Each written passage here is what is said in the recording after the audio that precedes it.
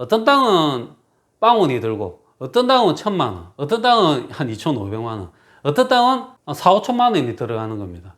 제가 이렇게 설명드리면서도 그러면 땅 사기 전에 이걸 확인할 방법은 있냐?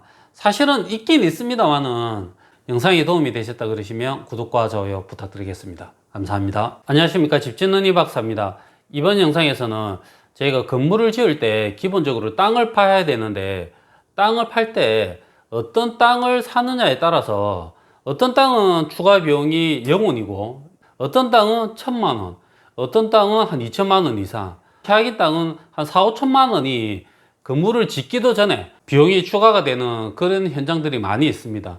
그래서 그런 사례를 가지고 조금 설명을 드리면서 땅을 살 때 이걸 전부 파악하기는 힘들겠지만 조금 참고하시면 땅을 사고 집을 지을 때 좀 도움이 되지 않을까 싶어서 영상을 올려드리도록 하겠습니다.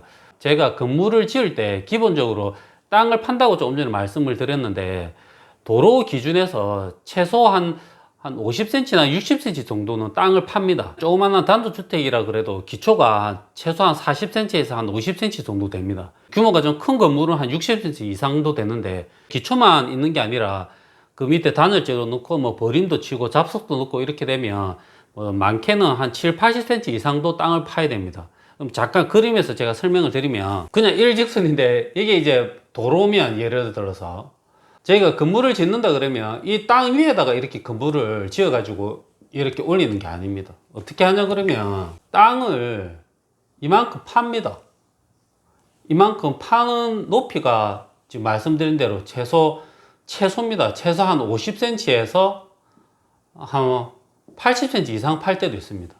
그러면 여기에다가 저희가 잡석을 넣고 버림도 넣고 그 다음에 단열재도 깔고 그 다음에 기초를 이렇게 올립니다. 건물 기초를. 좀 전에 말씀드린 대로 이 건물의 기초를 두께가 최소한 규모가 작다 그래도 한 40cm 이상에서 뭐 50, 60 이런 식으로 두께가 기초가 있습니다. 그래서 이제 땅을 요만큼 파야 되는데, 이 땅을 팔 때 이제 건물을 지어 가지고 형태도 있기 전에 비용 차이가 상당히 많이 발생할 수가 있습니다. 이걸 조금 설명을 드릴 건데, 첫 번째 사례는 제가 얼마 전에 청도에 조그마한 커피숍을 지금 짓는다고 말씀을 드렸지 않습니까? 택지를 조성한 땅인데 마찬가지로 도로면에서 한 4, 50cm, 한 50cm, 60cm 정도 땅을 파야 됩니다. 이제 땅을 파는 비용을 저희가 산정을 다 합니다. 공사하기 전에 다 도면을 보고 계획을 해서 장비는 어떻게 하고 이제 흙이 얼만큼 반출을 하고, 그래 되면 한 25톤 되는 덤프트럭이 몇 대 정도 나갈 건지도 다 계산을 해서 미리 예산을 잡아 놓아서 이제 견적을 하는 겁니다. 그렇게 하다 보면 흙이 얼마 반출되고 하는데, 그 현장은 저희가 예상했던 거에서 벗어나지 않은 현장입니다. 땅을 파서 기존에 있는 흙을 반출을 시키고 그 다음에 이제 다 완료가 되면 거기에다가 버림 콘크리트까지 타설을 완료를 합니다. 이제 버림 콘크리트 타설은 기초 이제 형태를 세우거나 그러게 저희가 또 먹을 놔야 되지 않습니까? 이제 건물의 위치를 정확하게 파악을 해야 되니까. 그 이제 목매김을 하기 위한 그런 기본 베이스를 만드는 겁니다. 그게 대부분 하루 만에 끝이 납니다. 이제 큰 현장 같으면 뭐 며칠이 걸릴 수도 있습니다. 흙이 반출이 되거나 그런 여러 가지 여건이 있으니까.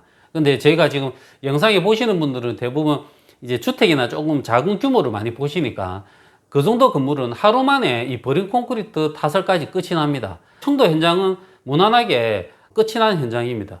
지금 이 현장은 특별한 게 아닙니다. 대부분 이렇게 하루 만에 끝이 나는 경우가 대부분입니다. 좀 운이 나쁘면 상태가 좀 안 좋다든지 하면 저희가 한 이틀 정도 걸려서 버림을 치는 경우가 있는데, 이 정도면 제가 예상했던 거에서 벗어나지 않으니까 추가 비용 없이 0입니다. 조금 비용이 차이 나는 거는 제가 감수를 하는데, 이 정도면 이제 예산에서 벗어나지 않은 거니까 그 대부분 이런 현장입니다. 그리고 이제 두 번째 사례는 어떤 거냐 그러면, 제가 지금 경산에 단독주택을 하나 지금 막 공사를 들어갔습니다. 사전에 저희가 답사를 하고 현장에 했을 때는 특이사항은 별로 없었습니다. 특이사항이라 그러면 도로가 3면에 접해 있는 현장입니다. 그리고 이제 레벨 차이가 납니다. 이 경사가 져 있어 가지고 최고 높은 지점하고 최고 낮은 지점하고 한 2m 50 정도의 경사가 져 있습니다. 그래서 이런 건물은 낮은 도로에서 이제 지하 주차장을 만들어서 집어넣는 경우가 많이 있는데, 이 건물도 마찬가지입니다. 높은 지점에서 보면 지하 주차장이 되고 낮은 도로 쪽에서 보면 지상 주차장이 되는 겁니다. 이런 식 형태인데, 이런 형태는 저는 또 더 선호하는 경우도 있습니다. 집을 잘 지어놓으면 좀 괜찮으니까. 지하기 때문에 흙이 묻히는 그 벽면이나 이런 거는 좀 조심해야 되는데, 그걸 감안해서 이렇게 계획을 잘 하면 되는 거니까. 그것보다 이걸 이제 흙을 파내서, 지금 조금 전에 제가 말씀드린 대로 경사가 많이 져 있으니까 흙량이 많지 않겠습니까? 그리고 이제 낮은 도로 쪽에서 한 70cm 이상은 이제 흙을 걷어내야 되니까 흙량은 좀 꽤 많을 겁니다. 그리고 또 한 가지의 변수는 바로 옆에 어린이집이 있습니다. 그래서 이제 그런 일반 단독주택이 옆에 있는 것보다는 현장 상황은 그렇게 좋은 편이 아니라서 그런 거는 이제 미리 감안을 하고 공사를 하는 부분이니까. 그래서 이제 흙을 파냈습니다. 이제 흙량이 꽤 많을 거라고 생각은 했는데, 사진에 보여드린 이 땅에서 한 절반 정도는 잘라서 건물이 안 치기 때문에 흙이 다 반출이 돼야 됩니다. 굴삭기하고 이제 덤프트럭이 와서 흙을 반출을 많이 시켰습니다. 미리 말씀을 드리면 이 건물 바로 옆에 택지를 조성해 놨는데, 택지 조성하고 위에 상부에 흙을 덮어 놓은 게 아니라 큰 돌들을 덮어 놨습니다. 이 땅 주변에 원래 이제 좀 돌이 있는 그런 지역이라고 들었습니다. 그리고 이제 제가 공사하기 전에 한동안 얼마 전부터 계속 이 주변을 다니면서 주변 인사도 드리고, 또 주변에 공사 현장도 있어가지고 또 다른 소장님한테도 인사도 드리고 막 그렇게 했었었는데, 계속 정보를 듣다 보니까 땅 상태가 그렇게 좋은 편이 아니었습니다. 그렇게 결정적으로 저희 공사하기 며칠 전에 시작한 공사 현장이 있었었는데, 그 현장을 제가 가보니까 밑에 돌이 나와가지고 상당히 좀 힘들어하고 있는 현장이 있었습니다. 그래서 한 이틀째 그걸 깬다고 고생을 하고 있었었는데, 저희가 비가 와서 며칠 있다가 저희가 첫날에 왔는데도 아직까지 공사를 하고 있어가지고 제가 조금 그랬었습니다. 사진도 있는데, 그때 사진이 한 4일 정도 했던 현장이었습니다. 그 돌을 계속 깨야 되는 그런 상태였었습니다. 그래서 저희도 엄청 걱정을 많이 했는데, 어느 정도까지는 잘 나갔습니다. 저희 현장도. 그래서 어느 정도 이제 많이 걷어내고, 제가 말씀드린 대로 이제 도로면보다 더 많이 파야 되니까 도로면에 어느 정도 가까이 됐는데, 저희도 밑에서 이제 암이 이제 살살 나오기 시작했습니다. 이제 그걸 다 깨야 되는데, 조금 전에 제가 말씀드린 대로 바로 옆에가 어린이집입니다. 어린이집이면 어떻게 됩니까? 애기들이 1시부터 3시까지 낮잠을 잡니다. 낮잠을 잘 때는 굴삭기 이제 브레카라 그랬는데, 그걸 두두두 깨가면서 이제 작업을 못 하지 않습니까, 저희가. 그래서 그 2시간 동안은 작업 시간을 조율해서 점심을 좀 늦게 먹고 1시까지 작업을 하고, 이제 애기들이 자는 1시에서 3시 사이에는 점심을 먹거나 이렇게 해서 공사를 아예 쉬었습니다. 그렇게 하니까 작업 진도가 아예 안 나가는 겁니다. 사실은 그날에 저희가 버린 콘크리트까지 이제 물량을 잡아놨었는데, 하다 보니까 이제 답이 없으니까 포기를 한 겁니다. 그래서 이제 그 다음 날까지 작업을 하기로 하고, 그 다음 날 버린 콘크리트를 타설을 하자. 이게 이제 금요일이 되는 겁니다. 하자 이렇게 됐는데, 지금 사진에 보는 게 하루 만에 판 게 꽤 많습니다. 이제 어떻게 사진에 보면 뭐 이거 금방 오전 동안 파내고 그 다음에 이제 배관 작업 조금 해서 보름을 치우면 되겠다 이렇게 생각을 했는데, 깨니까 계속 나옵니다. 돌밭에 돌을 캐면 캘수록 계속 나오듯이, 이런 것도 깨면 깰수록 돌이 새끼를 깝니다. 계속 돌이 불어납니다. 깬 양은 얼마 안 되는데 그거 긁어 모으면 엄청 많습니다. 이제 공극이 안에 생기니까, 학교 다닐 때 밀도 있는 거 하듯이 돌이니까 그 사이에 공극이 너무 많으니까 이게 깨가지고 조금만 옮겨버리면 그 양이 불어나서 덤프트럭이 아무리 실어도 양이 줄어들지는 않는 겁니다. 생각보다 반출을 엄청 많이 했습니다. 저희가 이 정도 건물 같으면 한 10몇 대 정도 반출하는 게 정상인데, 저희가 첫날에만 한 25대 이상 반출했는데도 그 뒤에도 꽤 많이 반출했었습니다. 둘째 날에도 한 10몇 대 넘게 반출을 했는데, 원래는 오후에 이제 타설을 하려고 레미콘하고 다 잡아놨었는데, 그리고 또 이제 설비나 전기 작업자도 다 와 있는 상태였습니다. 밑작업을 좀 하기 위해서. 근데 오후가 되면 될수록 점점 이제 마음을 비우는 겁니다. 그래서 끝내는 금요일 날 마무리를 못했습니다. 원래는 토요일 날 해야 되는데, 토요일 날에는 레미콘이 안 되는 주입니다. 이 레미콘은 조금 뭐 지역마다 좀 다를 수도 있고 막 그랬는데, 요 근래는 대부분 주 5일이 완전히 되는 게 아니라 격주로 5일이 됩니다. 그래서 이제 이번 주 토요일은 레미콘이 생산을 안 하는 날입니다. 그래서 이제 강제로 쉬어야 되는 겁니다. 일요일도 쉬어야 되고, 그리고 이제 월요일 날에 레미콘하고 다 잡아놨습니다. 그러면 이제 월요일 오전에 좀 정리 작업을 해서 오후에 이제 타설을 할 예정입니다. 이렇게 되면서 뭐 흙 반출이나 여러 가지로 이렇게 뭐 추가되는 비용이 그냥 돈 1,000만 원은 그냥 호공에 날아가 버리는 겁니다. 이제 지금 상태로 뭐 월요일에 된다는 보장도 없습니다. 제 조금 전에 말씀드린 저 옆에 다른 현장은 5일이 걸렸습니다. 저희는 이틀 만에 될 줄 알고 기분 좋아했는데 지금은 뭐 조금 포기하고 3일 만에 해도 조금 선방을 한 거라고 생각을 합니다. 이렇게 되면 조금 전에 첫 번째 말씀드린 청도 현장에 비하면 그냥 최소 몇백에서 한 1,000만 원 가량은 추가가 된 겁니다. 땅 상태를 확인할 방법이 없으니까 그 금액을 그냥 온전히 누군가는 부담을 해야 되는 상황입니다. 그리고 세 번째는 이것도 제가 영상에 한번 올린 적이 있습니다. 양산에 상가주택을 지어야 되는데 그게 물이 나와가지고 제가 한번 영상을 올린 적이 있는데 그 현장도 마찬가지입니다. 제가 좀 전에 말씀드린 대로 한 7, 80cm 정도는 땅을 파야 된다고 말씀드렸지 않습니까? 저 정도를 딱 파면 물이 나오는 겁니다. 그래서 이제 저희가 지질 조사도 다 했었었는데 그 땅은 그렇습니다. 이제 저희가 건물을 짓기 위해서 기초를 파야 되는 80cm 정도까지는 흙이 엄청 좋습니다. 모래하고 흙이 섞여가지고 상당히 좋은 흙이고 이 이하는 깊이 한 4m까지는 전부 다 진흙입니다. 그래서 이제 장비가 이렇게 딱 들어가면 빠져가지고 못 놓을 정도였습니다. 그러니까 이걸 다 개량을 해야 저희가 작업이 가능한 부분입니다. 이 밑에는 조금 이제 단단한 부분이 나와서 이 땅을 다 저희가 개량을 해서 공사를 했습니다. 잘 아시는 것처럼 이제 파일을 박는 경우도 있고 파일을 박아서 이 밑에까지 지지를 하는 겁니다. 단단한 땅을. 그러면 이 사이를 아예 저희가 이제 진흙을 지방 개량을 해서 이제 건물을 세우는 겁니다. 저희는 이제 비용 때문에 집안을 개량하는 걸로 했었는데 저희 현장은 집안을 개량하는데 2,000만 원 초반이 넘게 들어갔습니다. 그리고 공기도 상당히 많이 까먹었습니다. 집안 개량도 하고 그 다음에 작업 방법도 선택하고 여러 가지 때문에 한 2달을 넘게 그냥 까먹었습니다. 공기도 그렇게 까먹고 비용은 한 2,000만 원 이상이 들어가고 그리고 이제 공기를 까먹는 동안 요 근래에 물가가 너무 많이 올랐지 않습니까? 그래서 자재비가 폭등을 하는 바람에 제 생각에는 그냥 직접비는 2,000만 원 이상이 들어갔지만 실제로 뒤에 자재비가 오르고 이런 걸 따지면 상당히 많은 피해를 본 그런 현장입니다. 건축주 입장에서는. 솔직히 저 입장에서도 많은 피해를 받고 그래서 이런 현장이 있고 네 번째는 어찌 보면 최악인 겁니다. 이제 저렇게 지방 개량도 안 돼서 이제 파일을 박는 경우도 많이 있습니다. 그래서 이제 제가 살고 있는 한 지역은 택지 조성한 땅인데 2층 이상이 되면 무조건 파일을 박아야 됩니다. 그냥 상가주택 정도라 그러면 그냥 아무 생각 없이 그냥 파일을 박아야 됩니다.